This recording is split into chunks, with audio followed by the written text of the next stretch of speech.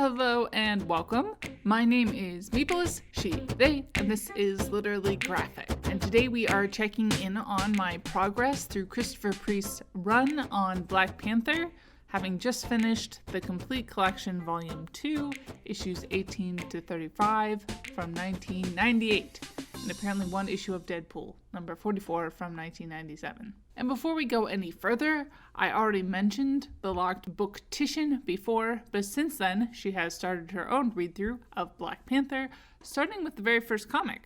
Link in the cards and description if you're not already subscribed to this booktuber, who also recently started reading manga. You are very much mistaken. I don't care if you never end up watching this video. Go listen to her! Content notes for domestic violence, racial stereotypes, illogical boob windows, age gap betrothals, animal death, and artfully obscured nudity TM. Some may disagree with me, but for better or worse, it all felt very 90s to me. And as I've alluded to already a few times, it was a bit of a slog for me to get through thick books, and this one is 448 pages long. Do intimidate me, and the version that my library has was not only electronic, but also on Libby rather than Hoopla, which doesn't have the feature where you can just slide from frame to frame. Not that that's my favorite either, but otherwise, I felt rather stuck fiddling my way across the page on my phone screen or constantly distracted on my computer.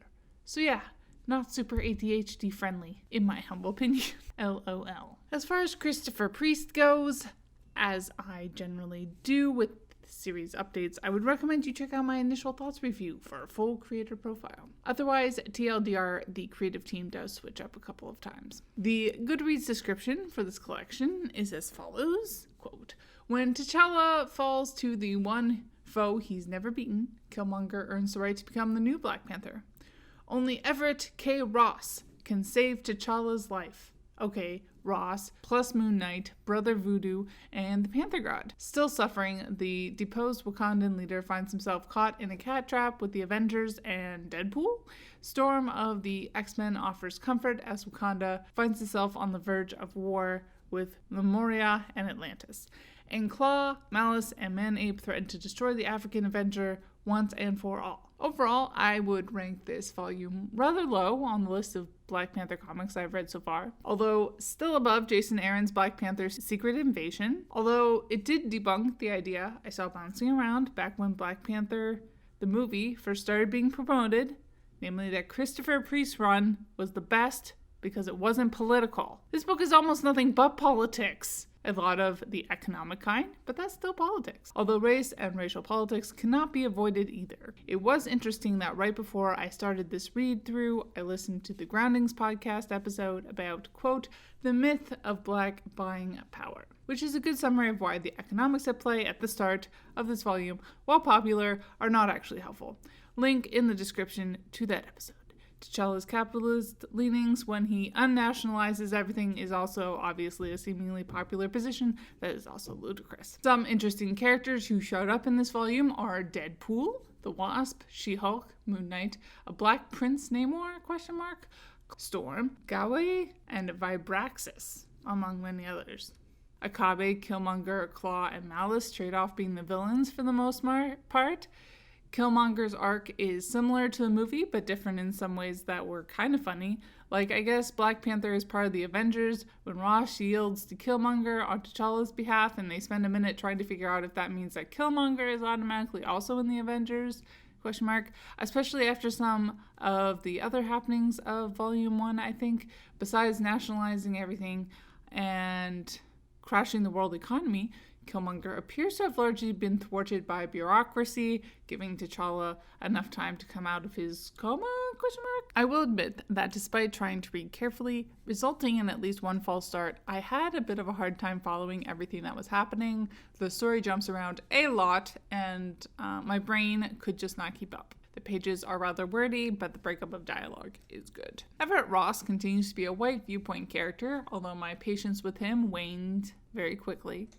He's just so annoying and violent. Literally on page 3, Ross physically assaults his girlfriend, Nikki Adams, who isn't on crutches at the time, because he finds out she had a relationship with T'Challa in college that she hadn't told him about. And then she dies, not that much later, when Malice is trying to kill another woman, Monica Lynn, as the fandom page puts it, quote, deeply affecting Ross because they hadn't had a chance to make up yet. Not that I ever saw Ross as a likable character, although Priest's reasoning for including him seems to have been spot on, but it was difficult to get through. I guess this generally stands in contrast to T'Challa, who continues to seem as if he has slept with every woman he knows, although he's not quite smooth enough to do that without hurting anyone's feelings. So goes the male representation in the comic. Otherwise, I guess I would just note that we have definitely moved on from the more horror-esque art style of the early issues and on to the hyper-detailed muscular style that seems typical of the era. The characters seem largely vacuum-sealed in their shiny plastic suits, and some of the poses are pretty silly. That said, the poses don't seem to be overly concerned with either drawing the male gaze to female characters or overtly avoiding it for male characters, there not being anything else on offer. Crotch bulges are generally, but not always, avoided. The sexualization of the women mostly relates to boob windows that defy gravity and other levels of undress. I was reminded in doing more reading around Black Panther for this video that we do have Christopher Priest to thank for the Dora Milaje, although this portrayal did more to make me appreciate their future representation more than entertain me in the moment. The relationship dynamics certainly do not hold up to our overdue discussion around power and relationships. I've linked to a couple of articles in the description that discuss the real-world groups that might have inspired the Dora Milaje, and in Rebecca Wanzo's article about the then upcoming movie, she briefly touches on how they relate to blaxploitation of the time.